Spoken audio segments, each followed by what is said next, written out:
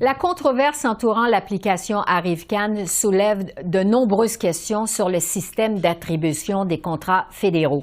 Ottawa a annoncé mercredi avoir mis au jour des fraudes d'une valeur de 5 millions de dollars dans d'autres dossiers des sous-traitants qui auraient facturé les mêmes heures à plusieurs ministères.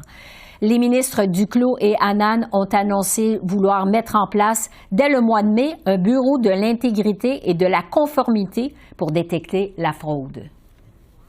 Nous imposerons la responsabilité des gestionnaires lors de l'acquisition de services professionnels en intégrant certains éléments du guide dans les procédures obligatoires. Pour en discuter, je retrouve Christian Paradis, ancien ministre conservateur des Travaux publics et des services gouvernementaux. Bonjour, Monsieur Paradis. Bonjour, Mme Bégin. On a appris que les gens derrière GC Stratégie opéraient sous un autre nom et ont obtenu des contrats du gouvernement pour des millions de dollars. Est-ce qu'il y avait aussi des intermédiaires qui obtenaient des commissions du temps où vous étiez ministre? Bien, c'est sûr qu'on a dû faire du ménage, nous, dans le secteur de l'information, de la technologie de l'information à l'époque. On s'était rendu compte que les processus compétitifs n'étaient pas justement optimaux. Là, il y avait des trucs qui se passaient là, puis on se demandait vraiment pourquoi ça arrivait tout le temps dans les mêmes groupes. Alors, il faut savoir qu'à Travaux publics, il y a 40 000 contrats par année qui passent là.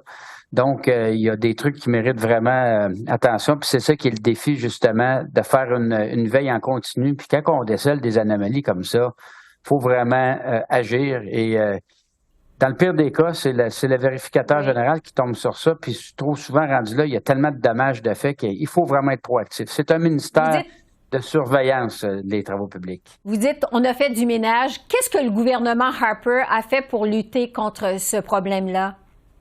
Bien, tout d'abord, ça commence dès le début. Hein. Quand vous arrivez, ça commence par la lettre mandat. Le ministre des Travaux publics, il y a une lettre mandat qui est très claire. Nous autres, c'était vraiment assurer un processus juste, ouvert et transparent. Souvenez-vous, on arrivait après l'avènement du scandale des commandites. Alors là, il y avait toutes sortes de questions qui se posaient.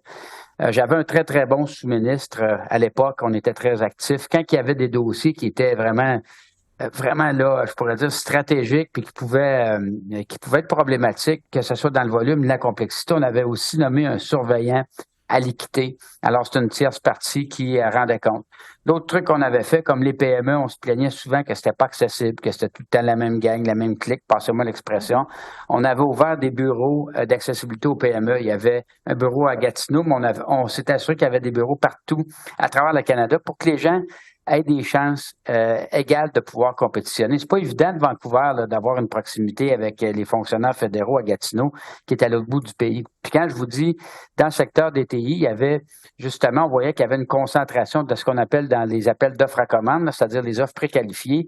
On a vu qu'il y avait des trucs qui étaient franchement pas optimales, là, sans vouloir taxer que ce soit de la mauvaise pratique ou pas, mais on voyait qu'il y avait de quoi qui clochait. Et c'est là qu'on avait fait le ménage. On avait dit là, vraiment, on va revoir tout le processus pour nous assurer d'avoir une accessibilité beaucoup plus facile, qu'il n'y ait plus des appels d'offres déguisés qui se trouvaient avec des sole source, comme on appelle, parce que c'est ça que j'ai vu dans le rapport de la vérificatrice générale. Malheureusement, c'est des classiques qui reviennent tout le temps. Puis c'est désolant de voir ensuite de ça qu'on dit on accepte les recommandations de la vérificatrice. On va écrire des directives puis on recommence. C'est que quand il y a des anomalies, il ne faut plus que ça arrive.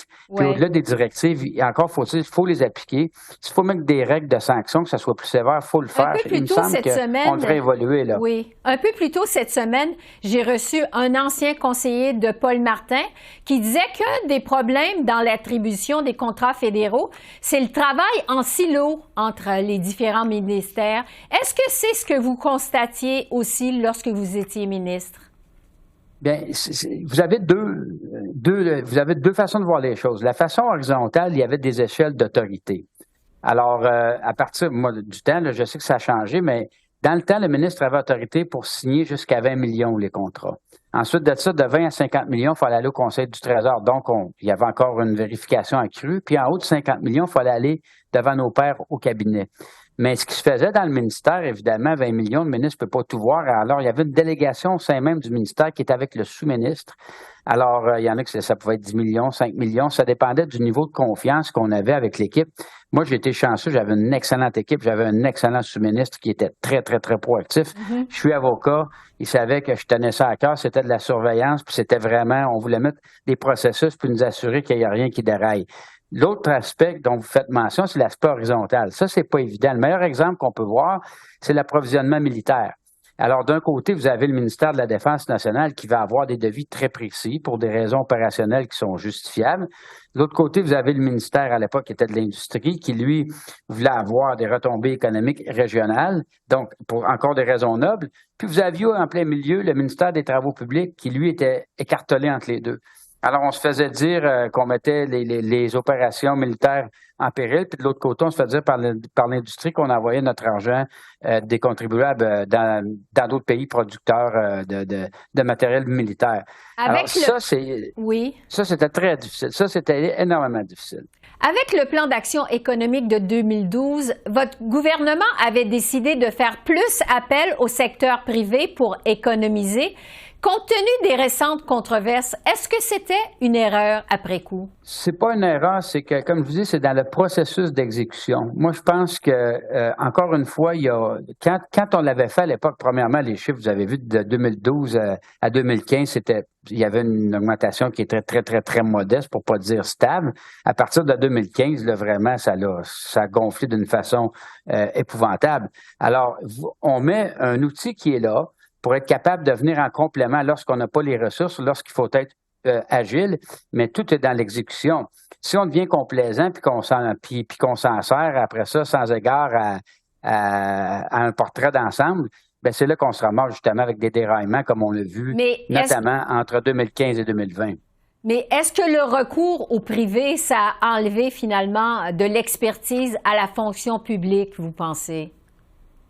Bien, si on exagère, c'est sûr que c'est comme toute autre chose. Tout est dans le dosage. Alors, l'idée de mettre le privé à contribution à l'époque, c'était d'amener un complément là où est-ce qu'on pouvait pas, justement, aller chercher des ressources à temps plein, parce qu'il y avait une question de formation, il y avait une question, ça pouvait y aller par projet.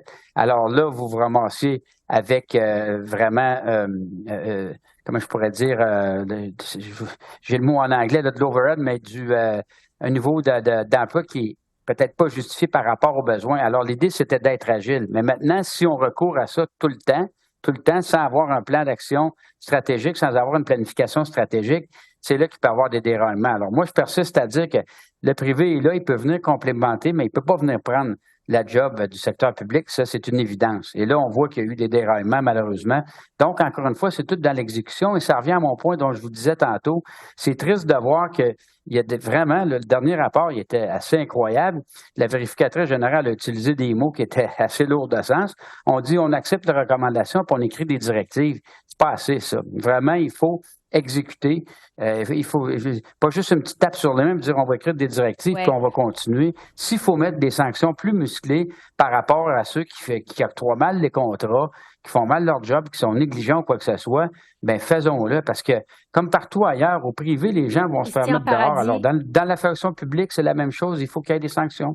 Christian Paradis, merci beaucoup. Merci de vos lumières. Merci, Mme Bégin. Au revoir.